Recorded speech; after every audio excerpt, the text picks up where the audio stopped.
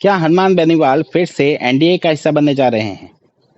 हाल ही में 2024 के लोकसभा चुनाव में नागौर लोकसभा सीट से जीत दर्ज कर चुके और इंडिया गठबंधन का हिस्सा रहे हनुमान बेनीवाल के एनडीए में जाने की अटकलें क्यों लगाई जा रही है? 2024 के लोकसभा चुनाव में नागौर लोकसभा क्षेत्र से हनुमान बेनीवाल ने भाजपा के प्रत्याशी ज्योति मिर्धा को 42,000 से ज्यादा वोटों से शिकस्त दी। इसके बाद में उन्होंने मीडिया को संबोधित करते हुए यह भी कहा कि उन्होंने उनकी जीत का श्रेय कांग्रेस के कार्यकर्ता भी है। इसके साथ ही उन्होंने कहा कि जिन क्षेत्रों में कांग्रेस जीती है वहां भी आरएलपी के कार्यकर्ताओं ने मेहनत की है, उनको भी जीत का श्रेय जाता है। अपनी जीत का श्रेय कांग्रेस को देने के बाद में भी ऐसी क्यों अटकलें लगाई जा रही है कि वे एनडीए का हिस्सा बन सकते हैं? दरअसल हनुमान बेनीवाल के लिए यह कोई नई बात नहीं है। 2019 के लोकसभा चुनाव में उन्होंने बीजेपी के साथ गठबंधन कर नागौर लोकसभा क्षेत्र से चुनाव लड़ा था। उनके सामने थी ज्योति मिर्धा। उन्होंने ज्योति मिर्धा को चुनावी मैदान में हराया। ज्योति मिर्धा उस समय कांग्रेस की प्रत्याशी हुआ करती थी।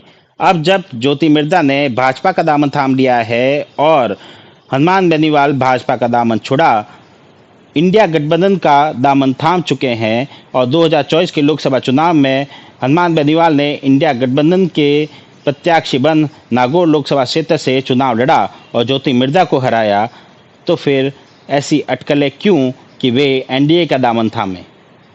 दरअसल हाल ही में एक इंटरव्यू में उन्होंने कहा कि इंडिया गठबंधन की 2 बार बैठकें हो चुकी है, लेकिन उन्हें आमंत्रण नहीं दिया गया, उन्हें बैठकों में नहीं बुलाया गया। ऐसे में अगर उन्हें बैठकों में नहीं बुलाया जाता है तो वे कैसे मानेंगे कि वे इंडिया गठबंधन का हिस्सा है?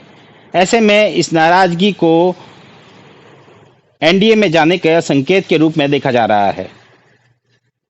क्या वाकई हनुमान बेनीवाल एनडीए का हिस्सा बन जाएंगे? हालांकि उन्होंने कहा कि जीत के बाद में कई कांग्रेस के दिग्गज नेताओं के उनके पास फोन आए और जीत की बधाई दी। इसके साथ ही पूर्व मुख्यमंत्री अशोक गहलोत और सचिन पायलट ने भी उन्हें फोन कर बधाई दी, लेकिन किसी भी बैठक में शामिल होने के लिए उन्हें आमंत्रण नहीं दिया गया। इसके साथ ही अब इंडिया गठबंधन की फिर से दिल्ली में बैठक आयोजित होने जा रही है, इसके लिए भी उन्हें निमंत्रण नहीं दिया गया। इस पूरे घटनाक्रम को हनुमान बेनीवाल के एनडीए में जाने के संकेत के रूप में देखा जा रहा है। अगर हनुमान बेनीवाल एनडीए का हिस्सा बनते हैं तो कांग्रेस फिर से राजस्थान में कमजोर हो सकती है। कांग्रेस ने यहाँ पर जो सीटें जीती है उसमें से ज़्यादातर जाट बाहुल्य सीटें हैं और जाट प्रत्याशियों ने भी यहाँ पर सीटें जीती है। ऐसे में एक बड़े दिग्गज जाट नेता के एनडीए में शामिल होने से कांग्रेस को नुकसान उठाना पड़ सकता है। हालांकि आने वाला समय ही बताएगा कि हनुमान बेनीवाल इंडिया गठबंधन का ही हिस्सा रहते हैं या एनडीए में शामिल होते हैं।